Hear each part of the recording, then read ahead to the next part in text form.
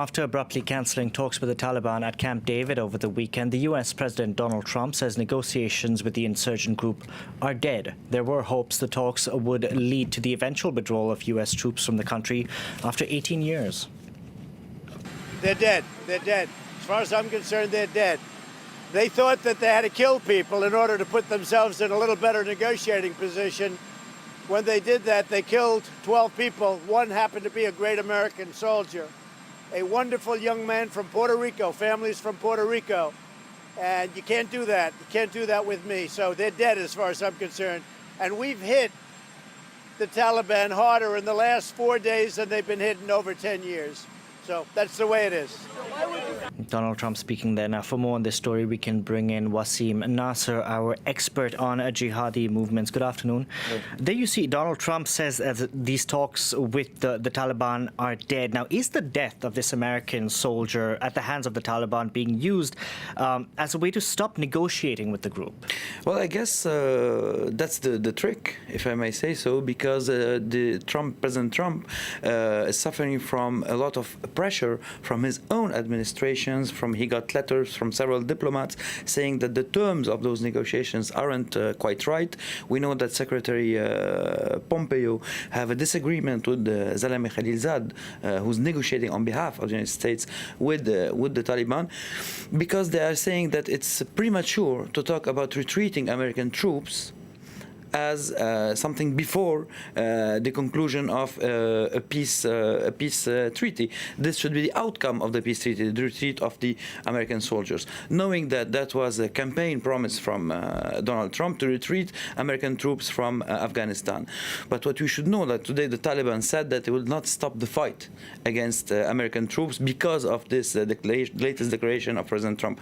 But as you know, they never stopped the fight. This attack in Kabul, an American soldier died, yes, a Romanian soldier died, but on the 3rd of September they attacked another compound in Kabul, and they killed many foreign soldiers from the coalition. They also killed 2 American soldiers a few weeks ago, and they didn't push Donald Trump to retreat from those negotiations. The negotiations went on and on and on, and I guess that today the death of these American soldiers in Kabul was the tipping point where he couldn't stand and keep on this line of negotiation against all odds, against the advice of many scholars, the advice of the military institution and his own diplomats. Now that the Taliban has been sort of indicating that they will be ramping up attacks now that negotiations are so-called dead.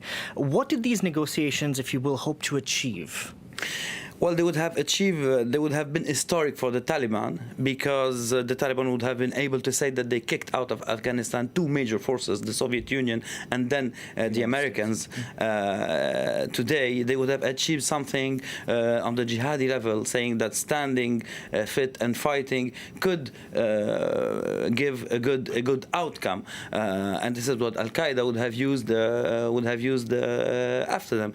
And while the negotiations were ongoing, the Taliban achieved many things, because they sent delegations all over Central Asia. The latest delegations they sent to Indonesia was very relevant, very important. Their representation in Doha, they named 5 former Guantanamo detainees in this delegation in Doha.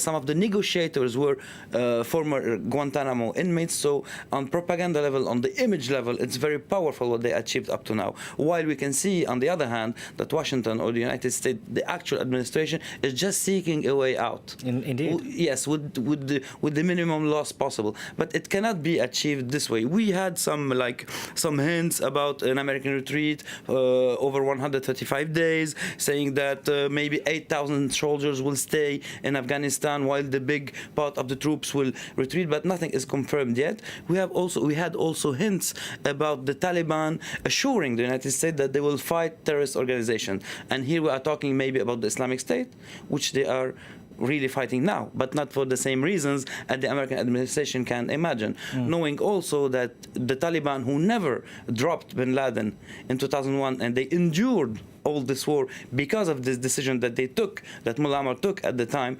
We cannot imagine that today they will drop Al Qaeda, knowing that each time that a new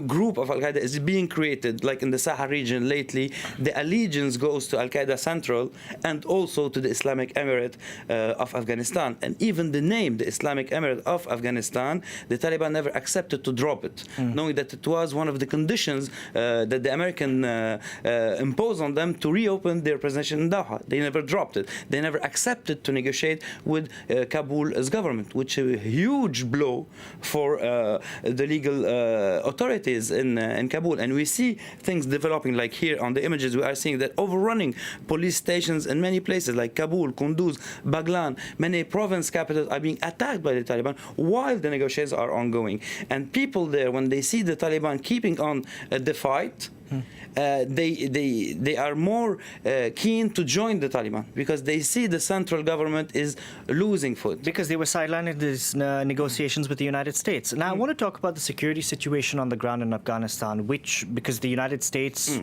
their end goal is to eventually withdraw the number of U.S. troops. But Afghanistan is far from being a safe country. It's far from being a safe country.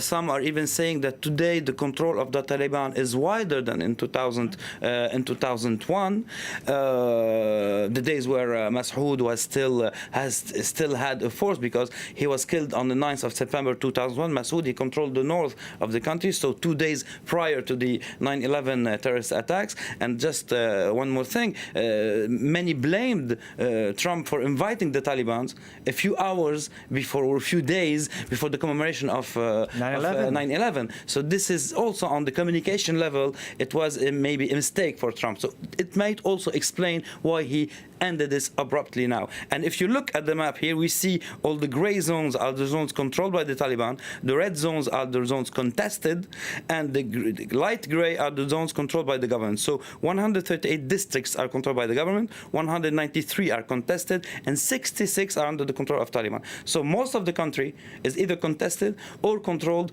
by the Taliban. So major part of the population either under the rule of the Taliban or in a war zone. So it is very delicate today for some to accept that after all those years the Americans are just going to go out. Especially that we know today also that the Islamic State is getting stronger, at least on the border with Pakistan, through fighting with the Taliban, but also with the forces of the government. Today they had a fight in Mazar Dara between the Taliban and the Islamic State. Tens of dead among those two groups. We'll see what happens. Wasim, thank you very much for that. Wasim Nasser reporting there.